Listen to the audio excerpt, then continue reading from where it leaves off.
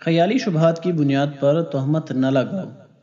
حضرت ابو ہریرہ رضی اللہ تعالیٰ عنہ فرماتے ہیں کہ ایک دیہاتی رسول کریم صلی اللہ علیہ وآلہ وسلم کی خدمت میں حاضر ہوا اور عرض کیا کہ میری بیوی نے ایک ایسے بچہ کو جنم دیا ہے جس کا رنگ کالا ہے، اور اس وجہ سے کہ یہ میرا ہم رنگ نہیں ہے میں نے اس کا انکار کر دیا ہے، یعنی یہ کہہ دیا ہے کہ یہ بچہ میرا نہیں ہے۔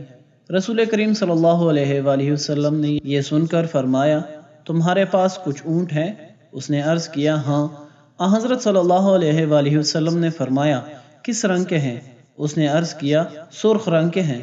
حضرت صلی اللہ علیہ وآلہ وسلم نے فرمایا، ان میں کوئی اونٹ خاکستری رنگ کا بھی ہے؟ اس نے عرض کیا ہاں، ان میں خاکستری رنگ کے بھی ہیں۔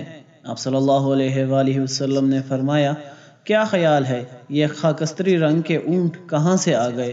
یعنی ان میں خاکستری رنگ کہاں سے آیا جبکہ ان کے ماں باپ خاکستری رنگ کے نہیں ہیں؟ اس نے عرض کیا کوئی رگ ہوگی جس نے انہیں کھینچ لیا، یعنی اس کے اصل میں کوئی خاکستری رنگ کا رہا ہوگا جس کے مشابہ یہ بھی ہو گئے۔